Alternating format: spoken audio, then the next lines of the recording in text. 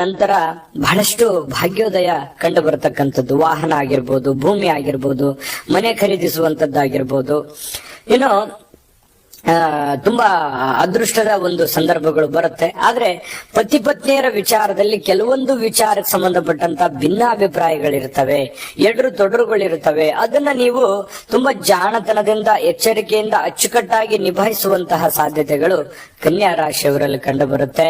ಇನ್ನು ಗಂಡು ಮಕ್ಕಳ ವಿಚಾರದಲ್ಲಿ ಕೆಲವೊಂದು ಏನಾಗುತ್ತೆ, ಜನಗಳ ಸಮಸ್ಯೆಗಳನ್ನ ಜಾಸ್ತಿಯಲ್ಲಿ ಎದುರಿಸಬೇಕಾಗುತ್ತೆ. ಜನಗಳ ಎಲ್ಲರಿಗೂ ಸಹಾಯ ಮಾಡ್ತೀರಿ, ನಿಮಗೆ ಯಾರು ಸಹಾಯ ಮಾಡಲ್ಲ, ಬೇರೆಯವ್ರ ಬಗ್ಗೆ ನೀವು ಮರುಕ ಪಡ್ತೀರಿ, ನಿಮ್ ಬಗ್ಗೆ ಯಾರು ಕನಕರ ಪಡಲ್ಲ ಅನ್ನುವಂತಹ ಒಂದು ಬಾಧೆ ಕಂಡು ಬರ್ತಾ ಇರತಕ್ಕಂಥದ್ದು ಆಲ್ಮೋಸ್ಟ್ ಕನ್ಯಾ ರಾಶಿಯವರಿಗೆ, ಸ್ತ್ರೀಯರಿರ್ಬೋದು, ಪುರುಷರಿರ್ಬೋದು.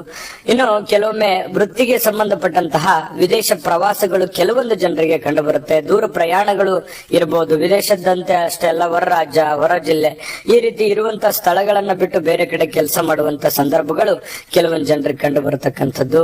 ಇನ್ನು ಪ್ರೀತಿಸಿದವರಿಂದ ಕೆಲವೊಮ್ಮೆ ಕೆಲವೊಂದು ಕಾರಣಗಳಿಂದ ಸಮಸ್ಯೆಗಳನ್ನ ಎದುರಿಸ್ತಕ್ಕಂಥದ್ದು. ಈ ಕನ್ಯಾ ರಾಶಿಯವರು ಯಾರಿಗೂ ಮೋಸ ಮಾಡುವಂತ ಇಂಟೆನ್ಷನ್ ಇರಲ್ಲ, ಮುಗ್ಧವಾದಂತ ವ್ಯಕ್ತಿಗಳು, ಮೊದಲಿಗೆ ಯಾರಿಗೂ ನಂಬಲ್ಲ, ನಂಬಿದ್ರೆ ಕೈ ಬಿಡಲ್ಲ, ಆ ತರ ಇರುವಂತಹ ಒಂದು ಗುಣ ಸ್ವಭಾವ ಹೊಂದಿರುವಂತಹ ವ್ಯಕ್ತಿಗಳು ಕನ್ಯಾ ರಾಶಿಯವರು. ನಿಜಾನ ಸುಳ್ಳ ಕಾಮೆಂಟ್ ಮಾಡೋದನ್ನ ಮರಿಬೇಡಿ. ಇನ್ನು ಆರೋಗ್ಯದಂತಹ ಕೆಲವೊಂದು ಸಮಸ್ಯೆಗಳನ್ನ ನೋಡ್ಬೇಕಾದ್ರೆ ನೋಡಿ, ಕೆಲವೊಮ್ಮೆ ಏನಾಗುತ್ತೆ, ದೈಹಿಕವಾಗಿರ್ತಕ್ಕಂತಹ ವಿಚಾರಕ್ಕೆ ಸಂಬಂಧಪಟ್ಟಂತ ನೆನಪಿನ ಶಕ್ತಿ ಸ್ವಲ್ಪ ದುರ್ಬಲ ಆಗುವಂತಹ ಕೊರತೆಗಳು ಕಂಡು ಬರುತ್ತೆ. ನರಗಳ ದೌರ್ಬಲ್ಯದಂತಹ ಸಮಸ್ಯೆಗಳು ಕಂಡು ಬರುತ್ತೆ.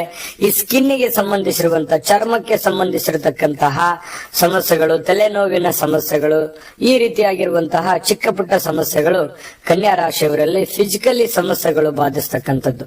ಇನ್ನು ಹಣಕಾಸಿನ ವಿಚಾರಕ್ಕೆ ಸಂಬಂಧಪಟ್ಟಂತ ಮಾಹಿತಿ ನೋಡೋದಾದ್ರೆ ನೀವು ಒಂಥರ ಅದೃಷ್ಟವಂತರ. ಯಾಕಂತಂದ್ರೆ ಏನೋ ನಾಳೆ ಒಂದ್ ಸಮಸ್ಯೆ ಇದೆ, ಹೆಂಗಪ್ಪ ಮಾಡೋದು, ಯಾರು ಸಹಾಯ ಮಾಡ್ತಾರೆ, ಹೆಂಗಾಗ್ಬೋದು, ಹೆಂಗ್ ನನ್ ಕಡೆ ದುಡ್ಡಿಲ್ವಲ್ಲ ಅಂತ ಚಿಂತೆ ಮಾಡ್ತಾ ಇದ್ರೆ ಸಡನ್ ಆಗಿ ಯಾರೋ ಅಲ್ಲಿ ಬಂದು ಆಪತ್ ಬಾಂಧವರ ತರ ಕಾಯ್ಬೋದು, ಅಥವಾ ಯಾವುದೋ ಒಂದು ದುಡ್ಡು ನಿಮಗ್ ಬರ್ಬೋದು. ಸಮಸ್ಯೆಗಳನ್ನ ಸರಿ ಮಾಡಿಕೊಂಡು ಹೋಗುವಂತಹ ಸಾಧ್ಯತೆಗಳು ಕೆಲವೊಂದು ಜನರಿಗೆ ಕಂಡು ಬರ್ತಾ ಇರತಕ್ಕಂಥದ್ದು. ಒಂದ್ ದೃಷ್ಟಿಯಲ್ಲಿ ಎಷ್ಟೋ ಸಲ ನಿಮ್ಮ ಜೀವನದಲ್ಲಿ ಗ್ರೇಟ್ ಎಸ್ಕೇಪ್ ಗಳನ್ನ ಆಗಿರತಕ್ಕಂಥದ್ದು ನಾವಿಲ್ಲಿ ಗಮನಿಸಬಹುದು. ಹೌದಾ ಅಲ್ವಾ? ನಿಮ್ ಜೀವನದಲ್ಲಿ ಈ ತರದ ಎಕ್ಸ್ಪೀರಿಯನ್ಸ್ ಎಷ್ಟು ಸಲ ಆಗಿದೆ, ನೀವು ಯೋಚನೆ ಮಾಡ್ಕೊಂಡು ಹೇಳಿ ಬೇಕಿದ್ರೆ. ಜೊತೆಗೆ ಜೀವನದ ಎಲ್ಲ